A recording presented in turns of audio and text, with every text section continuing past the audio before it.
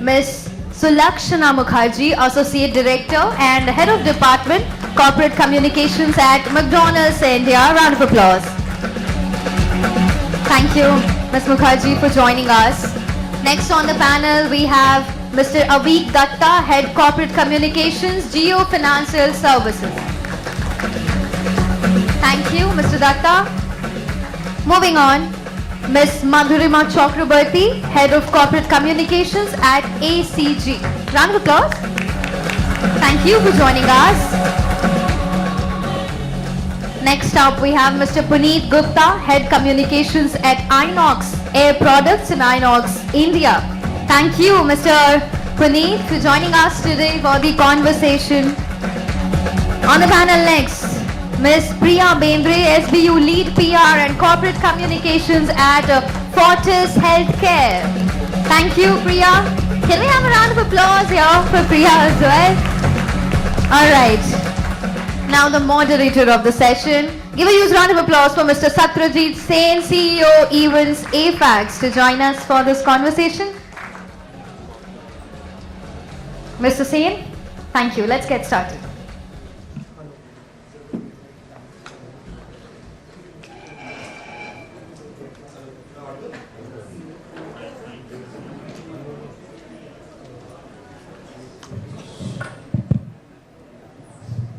Audible now? Yeah.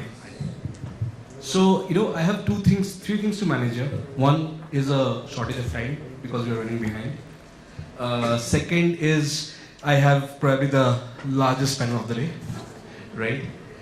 And third, we are talking about AI, data, and reputation management. Throughout the day, I have been hearing reputation management. We have been hearing about reputation management. And one thing that I learned through Madan sir's session and through the other keynotes was that reputation management has really become reactive these days. In fact, Madan sir says that it has been always been reactive, right?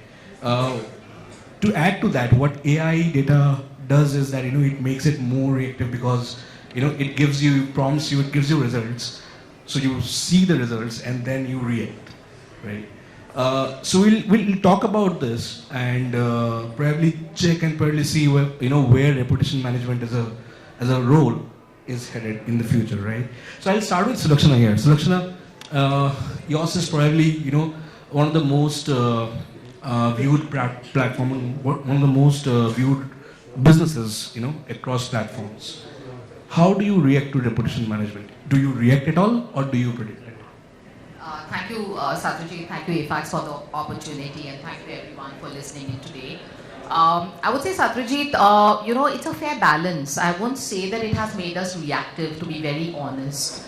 We started when in a situation wherein crisis management was reactive, right? Pre-social media days. And I have done corporate communications then, and remember when things come in, you have time to talk to the journalist, figure out your statement, talk to people, okay, buy some time, because there's no one else reporting the story, right? Right now, you don't have that kind of time, right? So what has happened with the advent of social media is that you're under scrutiny before even someone reaches out to you. You possibly are getting a WhatsApp forward saying that the damage is already done, right? So reactive, I won't really agree. So what has, now bringing in AI, because the conversation is about that, right? And how are we using it? Right now, AI, I would say it has a very, very nascent stage, right? And that's a beautiful opportunity for us to figure out that how do we use it to our advantage, correct? So what we are doing today, and we are not only the most seen brand, but also the most loved brand, and I'm taking that liberty because as we say, I'm loving it. But the point is that also when you're loved a lot more, what happens is also a lot of people, you're under the scanner all the time, correct? So what happens is that you have frameworks, right? All of us here in the room, whoever is doing corporate communication, would be having a framework, would be having a response management system and all of that. What AI is doing, I guess I'm again saying it's a nascent stage, but how we are trying to use it today is to understand the predictive model of it. If a, say, story has broken out, which cohort can possibly react to this in which way? right? And then the human sentiment comes in, to manage it. Like, as they were saying, that whether I go out and talk about it, respond to it, is my human judgment, not to be leaving on AI. But to make your point very clear, it's not reactive anymore. The moment that WhatsApp comes in and I'm telling you, we are ready with a statement in 15 minutes, with or without AI, like without a GPT. Then we put it like, fine, if this story is coming out, what's AI giving me, a sense? If it's come out, say, in Andhra, how will these people react to a statement like this? Because then the cultural sensitivity comes into the picture, and then it evolves. Because now you can't manage crisis or reputation or anything. So the manage word has gone out of our dictionaries, I think. So does AI also help you in in understanding where it will hurt more? Because in morning we heard that when it's about crisis management, you only respond when it hurts. Yeah. So I feel, as I said, it's nascent. There are tools which are being integrated. Like they say, AI is also something which is learning, right, by the day. So the more it faces such situation, it would be maybe more accurate over the years. Right now, it's not so. So that's why I'm saying that, maybe it all still depends on the prompt. You have to go do a bit of thinking there. But I'm hopeful that in another 2 years' time, it will be as smart as something that, it has come up in Andhra Pradesh, it will really pop up, or it will know. I'm really banking on that. It better help us like that. Otherwise, it's useless. Interesting. Aveek, I'll come to you. Financial services, a business or a sector that is always under the scanner, right? How is AI helping you in predict or preempt situations? Or would you say that you still wait for things to happen and then wait? I don't think anybody can afford waiting for things any longer, because like Sulakshna mentioned, things are moving at the speed of light or faster. I think we are very proactive. At Geo Financial Services, I can tell you, we are trying to set up a new company. We have no option but to be proactive, because we are, maybe the 46th mutual fund, Geo BlackRock, out of 46 in the market. We are the 25th lender or whatever it is. So we have to be cautiously proactive. That doesn't mean, and reactive when required. Now, where AI comes in for us is really to be able to reduce the cognitive load that otherwise it takes on a human being to be able to go through reams and reams and reams of data, whether print or social or whatever it is. That has definitely become much easier. There are generative AI tools available today, and we work with our partners for those, which gives us the idea of what are the white spaces we can target in terms of conversations, what are the areas we probably should not target because learning by others' experience of not having a great experience of trying to deal with some of those issues. And yes, like Sulakshna mentioned, it also gives you it's a barometer, right? Even small cohorts of conversations can now be mapped, seen, and that tells you that there is possibly something around the corner which you need to be watchful about, which is when the human judgment and the human in the loop kicks in to take it through the right mechanisms and the right channels and figure out a response. So that is what I was. Interesting. Madhurima, I'll come to you here. We're talking about, we are seeing global crisis being, erupted all throughout the corner in the world. So when it comes to global companies with footprints across countries, a global crisis in zone A might affect business in zone B, right? Does AI help in predicting, the zonal crisis over, as well as how do you manage stuff at your organization? So thank you, Satrajit, for inviting me first of all. So at ACG is actually, I don't know how many people know it, it's one of the largest pharma manufacturing company in the world. So so everybody would have used something from ACG, but nobody knows the name. It's because we manufacture capsules, so we don't do the drugs. So anything, but we are again very highly regulated because we are the ones who do the capsules, the packaging, the machinery. So our industry is very, very regulated. So while we do use AI to kind of monitor or kind of social media listening, but we are very less dependent. It's like, I agree with Sulakshna, we are at a very, very nascent stage of using it because we are very regulated by pharma bodies across the world, the companies, everything, even if there's a little bit of a deficit can become a crisis because pharma is always very crisis led. So we do social media listening, but we are not very proactive when it comes to AI usage. We are reactive. We think we have to be very cautious when we have to do any PR release, because we, unlike the industries where the customers are B2C, our customers are B2B. So B2B PR is very, very different from how you react in a B2C setup. So we have to think. We might lose dollars of business because of some PR release which we have just seen somebody making a statement and we've just kind of a reaction, we do a PR release. We can't do that. We have to be very, very cautious. We have to be very thoughtful of what we are announcing. So I think for us, as a company, we are using it. We kind of have started our partners have started using the tools, but it's again at a very nascent stage. Why do you think so?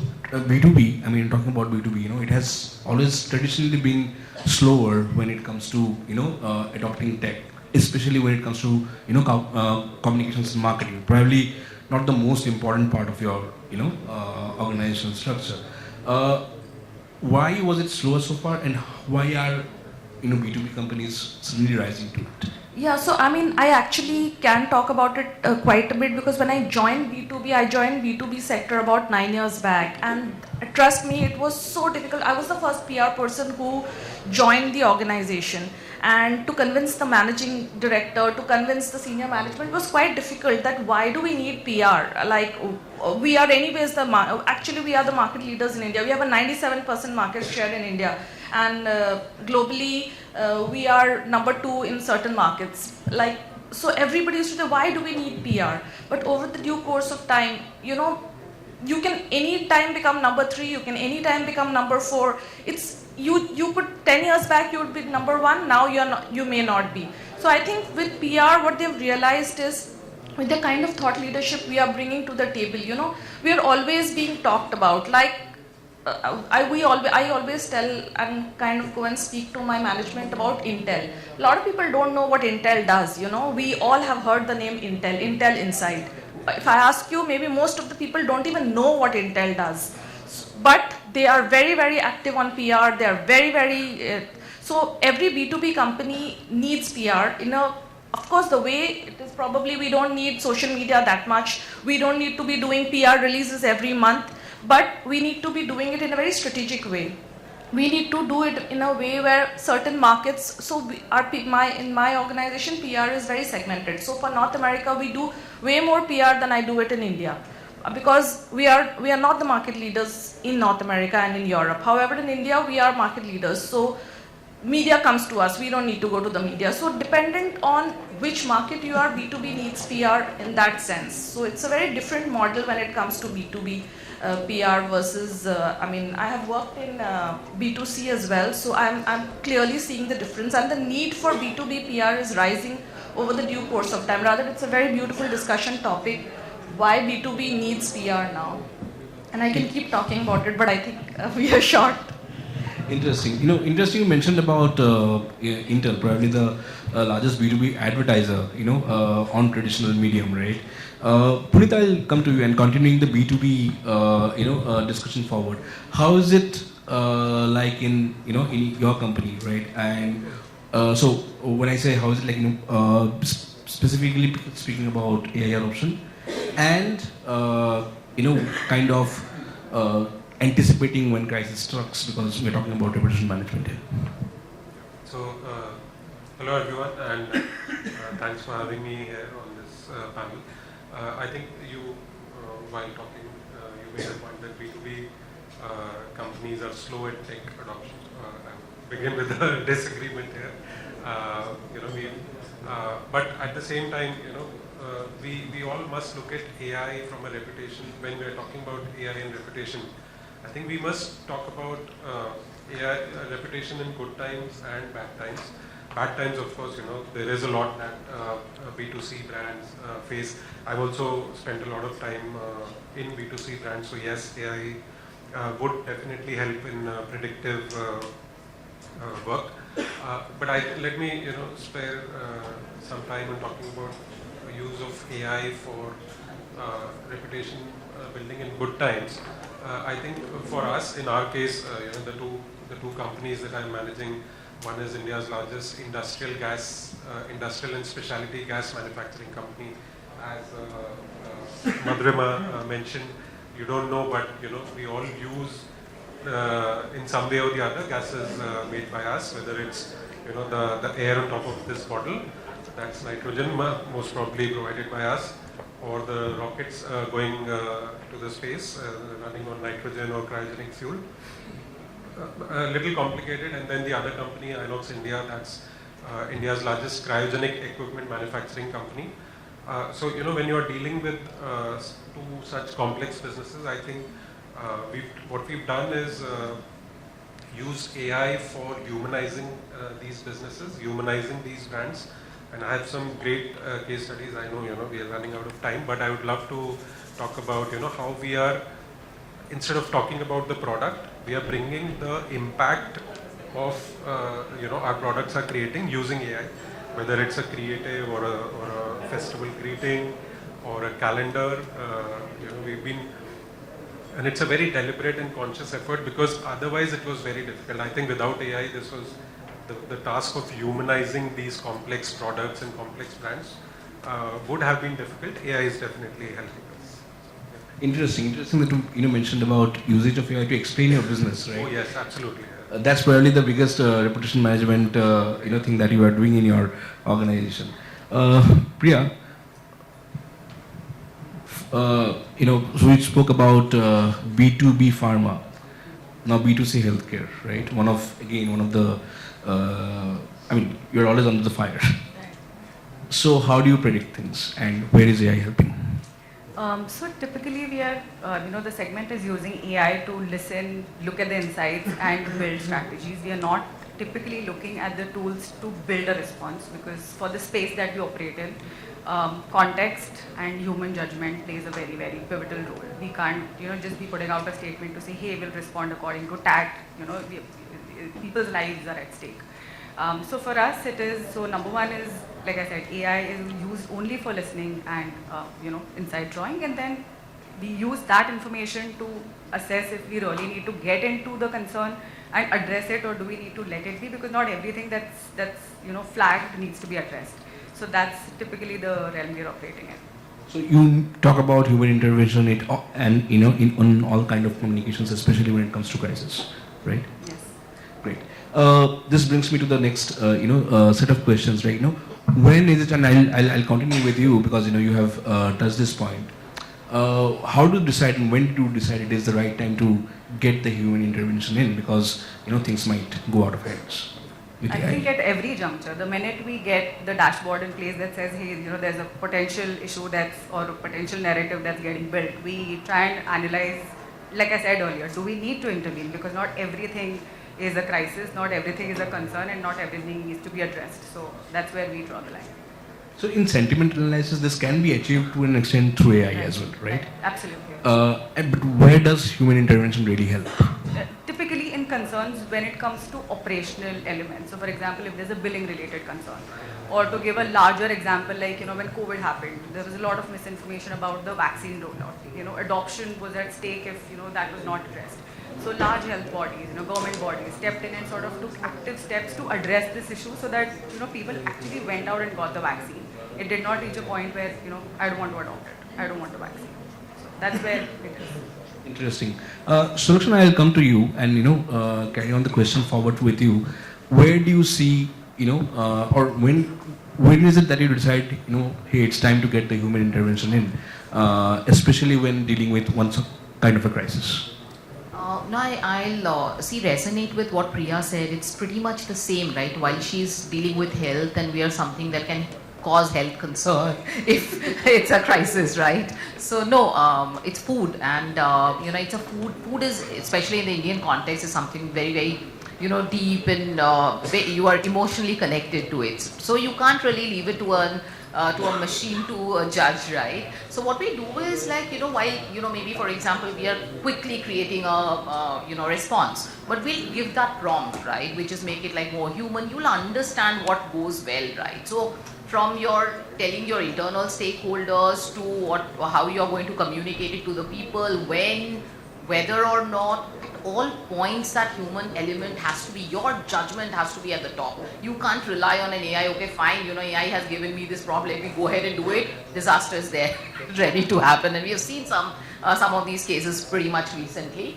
That what responses also go out are then scrutinized. There are people like sitting to scrutinize your response as well. That wow, did this crisis communication really went well or not, and all of that also. So LinkedIn is a place where everyday content has to be churned. So that's why human element, and I believe that's why when we were listening to the previous panel and. I really resonated with one thing where it was said that, today I feel there's a lot of conversation around AI and will it take over. I guess this is a beautiful opportunity for us to take that, hold that place and, say that, we understand where it is coming from and then that human judgment and decision. If you can do that well, it makes us very credible. But at the same time, we are making our lives easier, we are become more productive, we are churning things out faster, which gives confidence to your internal stakeholders that my team is ready to handle this. So there we are. Interesting. Aveek, is it the same case with you guys as well? See, I think Priya and Sulakshna have covered the crisis part. Let me just generally say, in our line of work, in our industry, and I think in every industry, at the end of the day, AI is called a co-pilot for a reason and not a pilot, right? It can assist, it can support, it cannot be driving the aircraft, at least right now.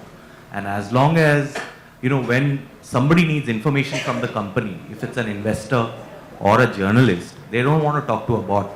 They want to talk to somebody in a position of authority who has context and the authority to respond, which AI will never have, right? Or at least, I don't know, in the next 20 years maybe, after that, who knows. And the second thing is that while we can use it as a tool for content generation, image generation, no matter how good your prompt is, the output that comes out is almost invariably not suitable to be replicated ad verbatim. It requires context, the understanding of the business at that moment, not just that quarter or whatever. And that is where the human being will remain and continue to thrive, hopefully. Interesting. We just have around 4 minutes left, so I'll just quickly come to all of you and so basically just let us take a step back and see at what kind of AI capability, right? So we agree that we need human intervention in every stage. So what kind of AI capability do you think a corporate communication professional ought to have in the next 2-3 years that will make him or her succeed in his careers, right? Or handle this part very well? Sulakshna, with you.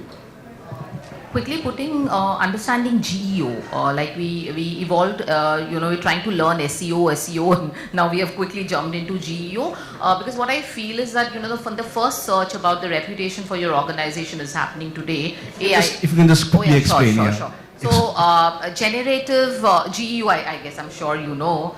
So, generative engine optimization, right? SEO we were trying to do so that when they search, your Google prompt comes up, right? But what is happening today, say you want to search, I will not take my organization's name, say, any other apparel Search brand. afaqs. Say afaqs, you're searching, right? Earlier, all these news stories used to come out and then you would then see who has written maybe the most credible one you will, read. Right now, of course, AI prompt comes up, right? And most of the people are vulnerable. They don't even know where it is coming from.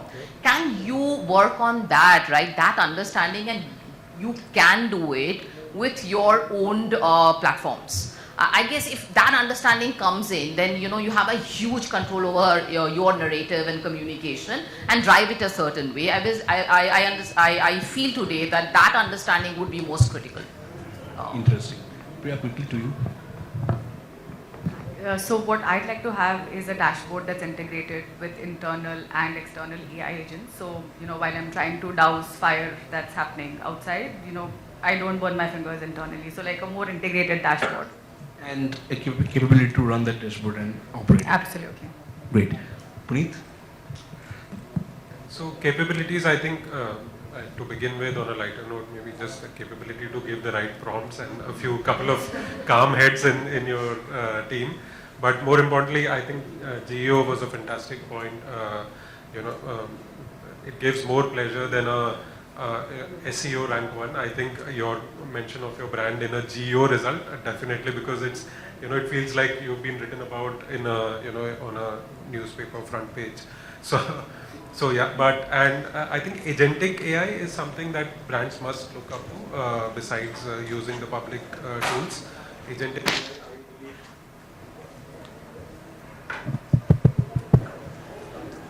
They want us to, I think.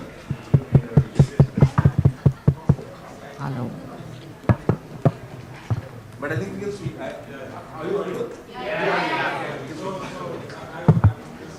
Talking about agentic AI, I think that's one capability that we all brands must Sorry for the mic.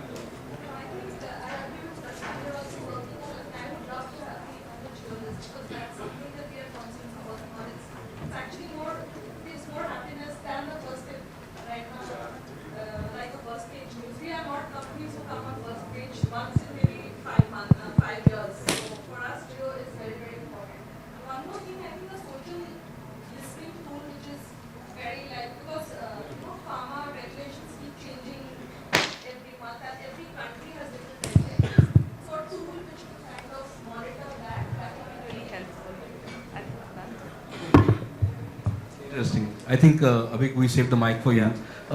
So we're talking about Geo. You would love Geo. Not separate, on a different spelling, obviously. But yeah. Download the app right. But yeah, over to you. No, I think GEO has been covered. I think prompt engineering for sure. Mapping logic to language is something that has to be taught in communication schools, journalism schools, wherever people are graduating from. Two more things. One is responsible usage of AI. You cannot be going around putting any attachment and anything. There are severe ramifications of this. While enterprise AI may be guardrailed and ring-fenced, we all know we have ChatGPT on our phone and how much we use it and for what we know. So therefore, that is, and thirdly, please understand the legal ramifications of AI. For instance, if you are using an AI image for any collateral, you have to disclaim that it has been generated using AI. Otherwise, you can get into all sorts of IP and copyright issues. So I think we get enamored by the capabilities, and which is immense, but there is a responsibility to using the platforms. I mean, doing that, it will enhance the crisis because, the kind of AI examples we were shown in by Sujit, like, Sachin Tendulkar, advertising an app. I think time is up. The mics are also back. So it's a good time to have a break and maybe, rejoin again next year when we talk about new type of AI and new capabilities of AI and see where crisis management and reputation management is going. Thank you so much, panelists, for joining us, and thank you, audience. You have been a great time.